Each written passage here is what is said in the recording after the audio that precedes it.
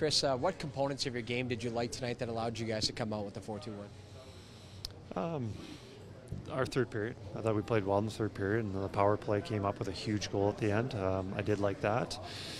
And the other one would be Calvin Pickard. He was outstanding. I thought he made a huge save, especially late in the game with the goalie pulled. Game on the line. He came up big, and so often you win some games with the goaltending, and I think tonight was one of those.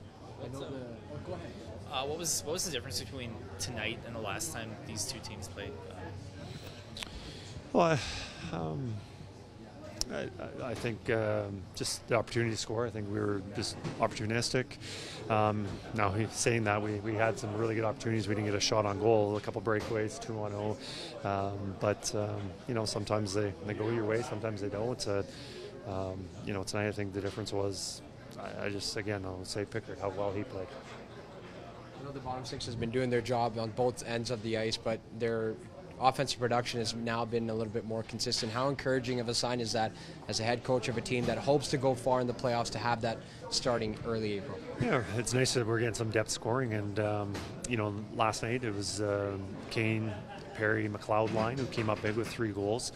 Tonight, Brown, the huge goal, and those lines have been playing pretty good, especially that fourth line who probably haven't scored as much as obviously the other lines, but that obviously ice time and opportunities affect that. But overall, the amount of time they've been spending in the offensive zone, generating chances and not giving up much, they've been very solid. You've been juggling these lines here for about a month. Do you finally feel like you got a couple lines down there that are getting some traction?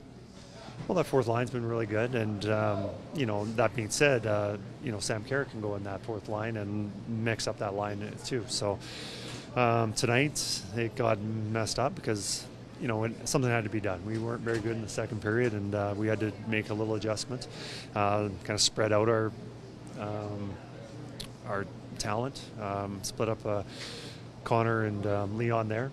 But I like overall there's lines that I like, and when we go from game to game, there'll be some fluctuation.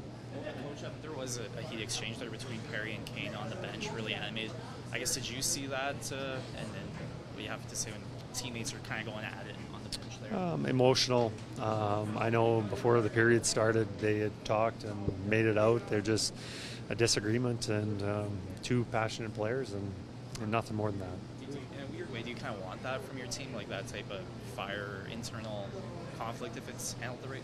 If it's handled right, if it's handled well, and but obviously, if the most important is, do they stay composed? Or focus, I should say. The more important word would be focus, and being able to return from that exchange ready for their next shift. And if they have that exchange and it affects others on the bench, if it affects their next shift, then absolutely we don't want to see that.